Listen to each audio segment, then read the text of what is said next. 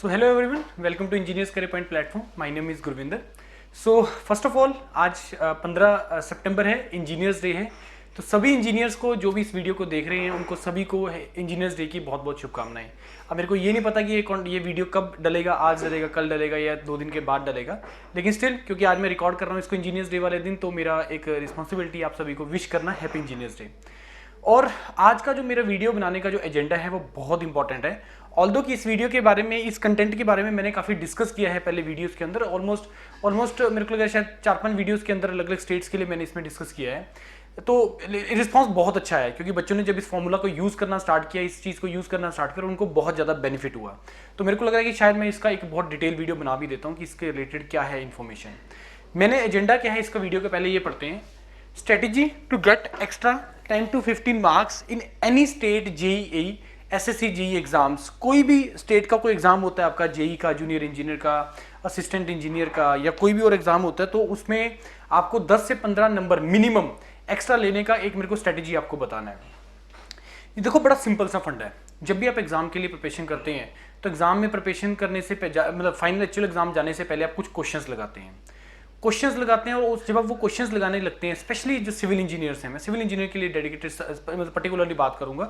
Although कि ये चीज़ content जो है ये हर किसी के लिए एप्लीकेबल है, सिविल के लिए भी, मैकेनिकल के लिए भी, इलेक्ट्रिकल के लिए भी, हर किसी के लिए एप्लीकेबल है, जेई और ये आपके एई और एसडीओ एग्जाम्स के लिए।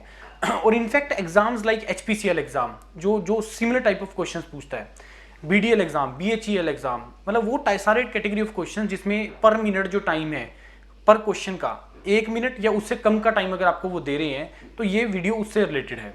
देखो होता क्या है कि जब आपको बहुत कम टाइम दे रहा है किसी भी एग्जाम में, पर क्वेश्चन जब आपको बहुत कम टाइम दे रहा है, तो उसमें क्या है कि आपको 101% जो आपको जो क्वेश्चंस आएंगे वो लेंथी क्वेश्चंस नहीं आएंगे। वो आपको लेंथी क्वेश्चंस नहीं पूछेगा, न्यूमेरिकल क्वेश्चन नहीं पूछेगा, बहुत ज्यादा नहीं पूछेगा यस ठीक है 2-4 वो पूछ सकता है आपका टाइम वेस्ट करने के लिए, जो कि रहते हैं किसी भी एग्जाम के अंदर। अब ज्यादा क्वेश्चन जो ऐसे एग्जाम्स के अंदर क्वेश्चन आते हैं, बहुत स्ट्रेट क्वेश्चन आते हैं, स्टेटमेंट और 4 ऑप्शंस। अच्छा ये चीज है, इस केस में इसका वैल्यू कितना होगा, ए होगा, बी होगा, सी होगा, डी होगा। अगला क्वेश्चन ये चीज है, तो इस केस में इसका आंसर क्या होगा, इस केस में फॉर्मूला क्या होगा। बहुत स्ट्रेट क्वेश्चंस आते हैं इसके अंदर। अब ऐसे कैटेगरी ऑफ क्वेश्चंस को टैकल करने का क्या तरीका है? देखिए जब भी आप एग्जाम प्रिपरेशन करने लगते हैं तो मैं एज्यूम करके चल रहा हूँ, या मैं ये मेरा एक्सपीरियंस है, या जो ये लगा लीजिए जो जिस बेस के ऊपर मैं आपको बोल रहा हूँ कि इसमें जब आप एक फाइनल एग्जाम में जाते हैं उससे पहले प्रिपरेशन करते हैं, तो जब आप प्रिपरेशन करते हैं और फिर जब आप क्वेश्चन सॉल्व करने लगते हैं, तो आपकी प्रिपरेशन से उनका, अगर किसी का बहुत अच्छा प्रिपरेशन है, मैं ये जूम करके चल रहा हूं, तो मिनिमम 85 to 90% ही स्टूडेंट जो है उसको सॉल्व कर पाता है, या उसको 10% ऑफ क्वेश्चंस ऐसे मिलते हैं शायद जिस पे ये लगता है उसको मेरे को सुना ही नहीं हुआ इन क्वेश्चंस के बारे में, मेरे को बिल्कुल भी आइडिया नहीं कि ये क्वेश्चन कहां से आया है, लेकिन वो फैक्ट है, वो एक वैल्यू है किसी चीज का, वो फिक्स्ड वैल्यू है जिसको आपको कोई ज्यादा सोचना नहीं और उसको आपको याद करना है, जिससे आपका एक क्वेश्चन बन जाएगा। ऐसे केसेस के लिए क्या करना है कि जब भी आप क्वेश्चन प्रैक्टिस करना स्टार्ट करेंगे, या जब भी आप क्वेश्चन प्रैक्टिस करो, एक कॉपी अलग से लगाओ। उस कॉपी का क्या रीजन है? उस कॉपी का यह है कि जब भी आपको कोई ऐसा टाइप ऑफ क्वेश्चन मिलेगा तो आपको क्या करना है, उसको एक 1 लाइन की फॉर्म में लिख लेना है। उसको क्या करना है, आपको 1 लाइन की फॉर्म में लिख लेना है, सो दैट कि जब आप फाइनल एग्जाम में जा रहे हैं, चीजें देखो जो समझने वाली हैं हम उनको समझ के करते हैं, लेकिन जो चीज याद करने वाली है उसको याद करना पड़ेगा। तो इसके लिए आपको क्या करना है कि 1 लाइन की फॉर्म में आपने क्वेश्चन वो लिखी जाने कि इस केस में, in this case of this the value of this thing is this much, इसके लिए इसका फॉर्मूला ये होगा, इस केस के लिए इसका फॉर्मूला ये होगा। तो ऐसे आपको जब आप बहुत ज्यादा नंबर ऑफ क्वेश्चंस लगा लेंगे तो रफली आपको 400 से 500 पॉइंट ऐसे मिलेंगे, और ये 400 से 500 पॉइंट आपने एग्जाम में जाने से पहले आपने रिवाइज करके जाने हैं। और इससे क्या होगा कि आपका डैम श्योर मैं आपको बता रहा हूं कि 10 to 15% ऑफ द क्वेश्चंस आपके इन्हीं 400-500 क्वेश्चन में से आएंगे, और ये वो क्वेश्चन होंगे जो आपका फिगर करेंगे, जो आपको एक नेक्स्ट जोन में ले आएंगे, मतलब आप सेफ जोन में ले आएंगे, जिसमें आपके सिलेक्शन के जो चांसेस है बढ़ जाएंगे।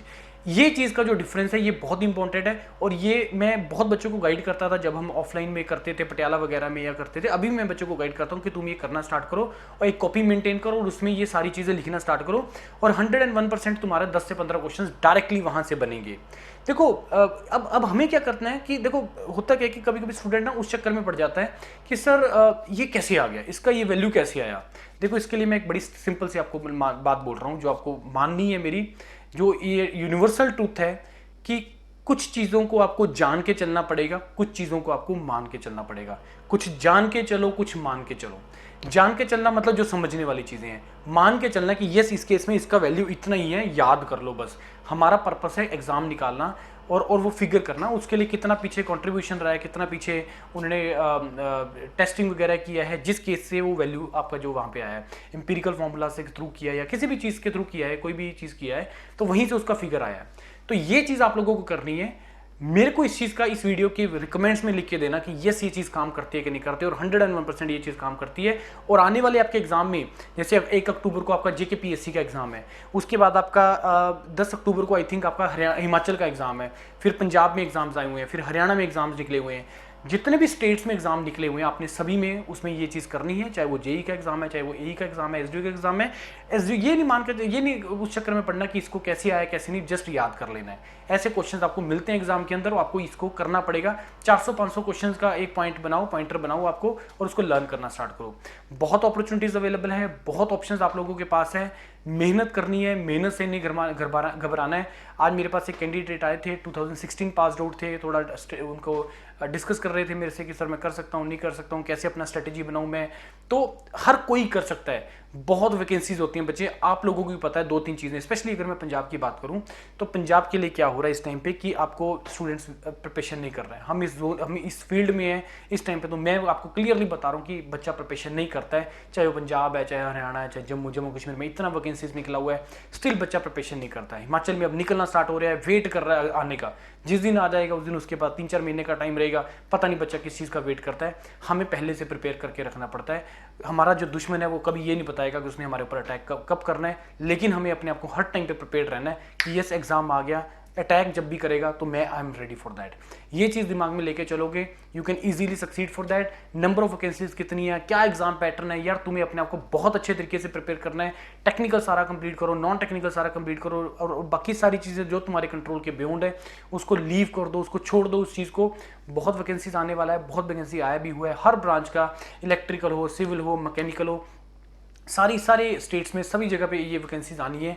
आपको बस ये करना है कि आपको अपने आप को प्रिपेयर रखना है। शायद जिस चीज़ के लिए आप लोग ने अभी तक भी चीज़ें शायद वेट कर रहे हैं कि जब वैकेंसीज आएगा या जब चीज़ होगा तब स्टार्ट करेंगे, उस चीज़ का नहीं वेट करना है। आपको अपनी प्रिपरेशन स्टार्ट कर देनी है, और अपॉर्चुनिटीज़ है, क्रैक करना है एग्ज़ाम, और किसी को हमें अपनी सीट नहीं देनी है।